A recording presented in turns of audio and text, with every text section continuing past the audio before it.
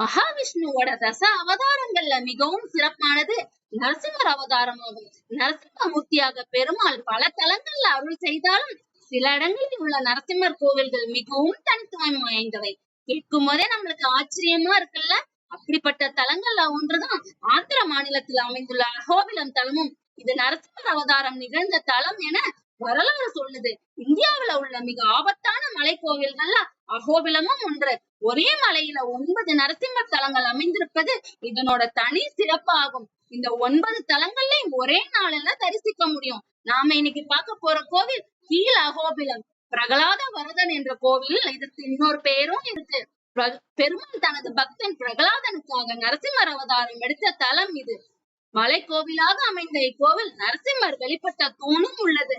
இதற்கு உக்கிர ஸ்தம்பம் என்ற பெயர். பிரகலாதனுக்கு காட்சி கொடுத்த மூர்த்தி என்பதனால் இந்த மூலவருக்கு பிரகலாத வரதன் என்ற திருநாமத்தோட அழைக்கப்படுறாரு. திருமகளோட நரசிம்ம அவதாரத்தை தரிசிக்க விரும்பிய கருடனுக்காக இங்கு 9 வடிவங்கள்ல நரசிம்ம மூர்த்தி காட்சி கொடுத்ததாகவும் அந்த நரசிம்ம மூர்த்தங்களை கருடன் பூஜை செய்து வழிபட்டதாகவும் தல புராணம் சொல்லப்படுது. 9 நரசிம்மரோட கோவில்களும் உங்களுக்கு பயனுள்ளதா இருந்திருக்கும்னு நாங்க நம்புறோம்.